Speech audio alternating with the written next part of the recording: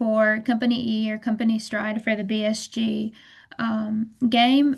We will cover our strategy, how we implemented it, what was the good and bad about this strategy, how it affected us throughout the years, and our overall performance throughout the years as well. My name is Betsy Suarez, and this presentation will also be presented by Owen Prawn and Chase Pollock. So our original strategy that we started the game with was to kind of adopt a focused differentiation strategy that aimed to compete by delivering superior quality and building a premium brand. We wanted to kind of target those customers that were willing to pay a premium for superior design, comfort, and brand status.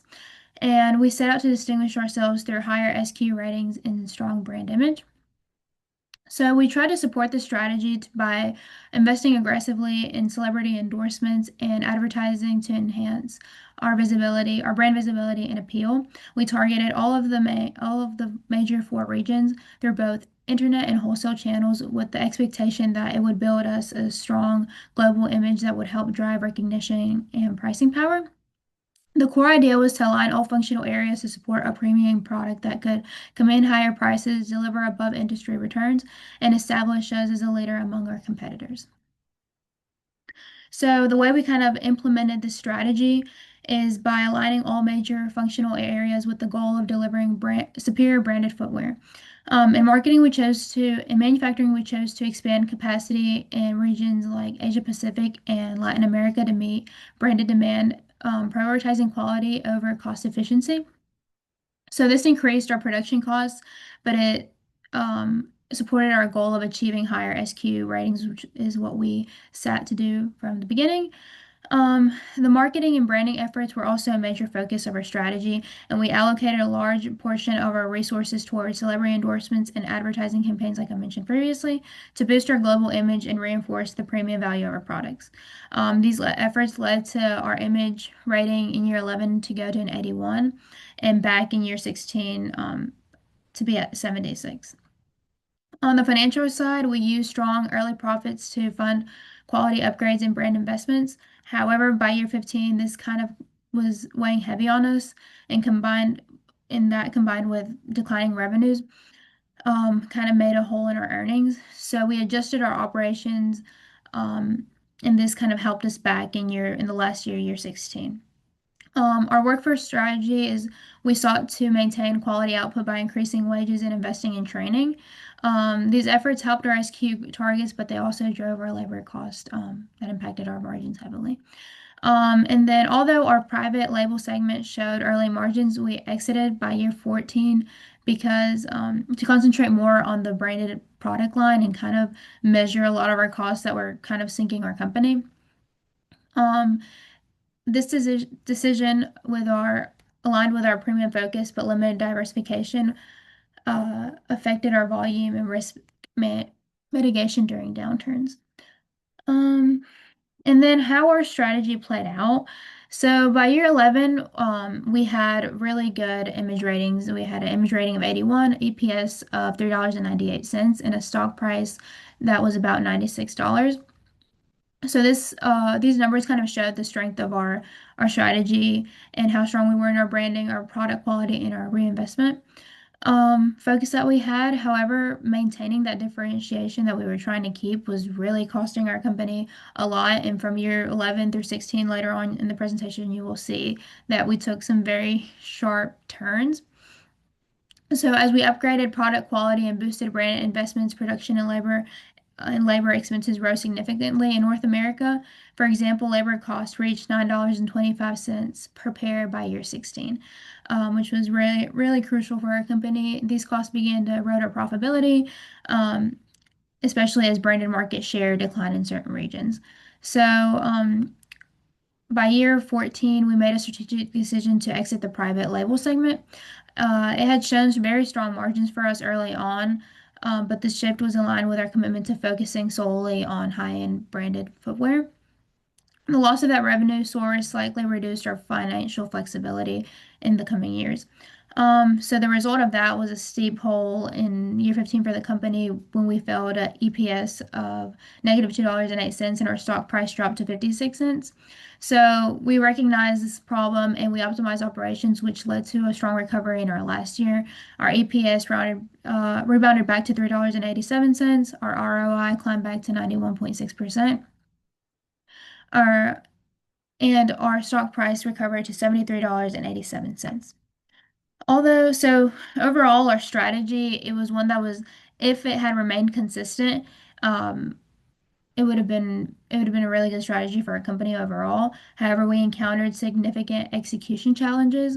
I think we really focused more on how our company could be helped in a certain year and not how that decision would affect our coming years. Um, so all of that and the balance, particularly like dealing with the balancing our cost control with brand quality, really kind of hurt us. We know we wanted to kind of differentiate ourselves and kind of give more quality to our customers, but that really came in heavy for us throughout the years. Um, Throughout the business strategy game, our company experienced significant highs and lows, as reflected in our key financial metrics: return on equity, stock price, and earnings per share. Starting with ROE, we began strong in year 11 with a 32.1% return, but this quickly reversed by year 14, where ROE plummeted to a devastating negative 232.6%. This collapse signaled major issues with our profitability and equity efficiency. Interestingly, year 16 became a dramatic outlier with an ROE spike to over 2,300%, a figure likely driven by unusual low equity or one-time earning events. This extreme volatile highlighted the inconsistency executed of our strategy across the simulation. Our stock price mirrored these financial savings. We launched in year 11 as a strong $95.90, would face a sharp decline to just $5.11 by year 15, clearly reflecting investor concerns and confidence loss. A particularly recovery in year 16, with the price climbing back to $73.87, showed that our efforts did regain some market trust, although not backing to initial levels. Referring to the EPS following a similar pattern, we were profitable early on, but negative earnings hit hard from year 13 to year 15, bottoming at negative $15.42 in year 14, though we recovered a $3.80 in year 16. Year 17 saw a drop again to negative $1.01. This inconsistency in profitability underpinned our market instability and pressured both ROE and stock performance.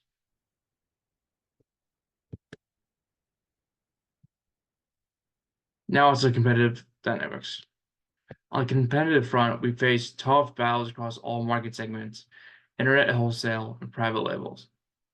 In the internet market, we competed against Company C, which led in SQ rating and model availability, and Company D, which dominated in market share with aggressive pricing.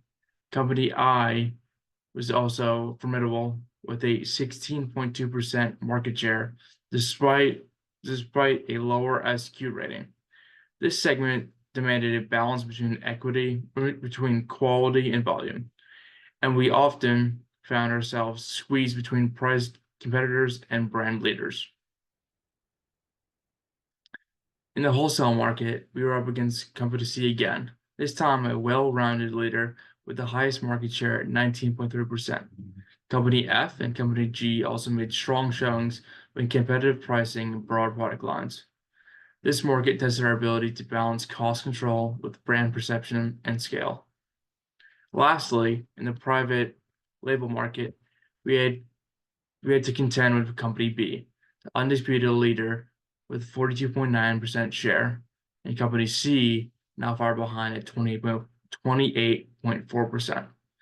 Company F held the best SQ rating in the segment at 6.4, giving a competitive edge in quality perception. Hi, my name is Chase Pollock, and I'll be going over our future strategies and lessons learned. Here are some key points, starting off with cost control focus. We want to implement productivity upgrades and lean practices to reduce unit costs across regions, especially in Latin America and Asia Pacific. With smart capacity management, we want to avoid overproduction and align inventory more closely with demand to reduce excess cost and inventory clearance issues. With pricing and rebalancing, we want to lower retail and wholesale prices slightly to remain competitive while still preserving our brand value. With our balanced service and quality investment, we want to maintain a high but sustainable service and quality level around 6.5 to 7 to keep quality perception high while we're not overspending as a company. Now, with diversifying promotion, we want to reallocate marketing spend between celebrity endorsements and digital channels for better return on investment.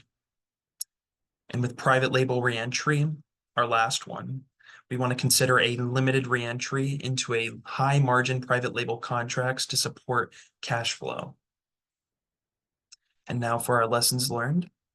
What to do, we want to align all decisions with the strategic goal. Focus differentiation must reflect in marketing, production, and pricing. So that's one thing what we need to do. We also want to invest in brand equity consistently via service and quality improvements in advertising. We want to monitor return on investment and earnings per share closely as early indicators of our financial health. We also want to use early profits wisely, reinvest in growth with more measurable return on investment. Now, what not to do, we do not want to overinvest in quality or endorsements without corresponding sales growth. We also want to avoid sudden or extreme changes to production or marketing strategies. We want to avoid neglecting our productivity upgrades, which I think really hurt us in section or option D. It really hurt our cost efficiency as a whole. Now, the last one, we want to avoid relying solely on branded sales when margins are under pressure. Diversifying can buffer risk. And now for the overall lesson learned that our team came up with here is that the overall lesson is that a focused differentiation strategy must be balanced with cost control, strategic flexibility, and consistent financial monitoring to achieve sustainable success.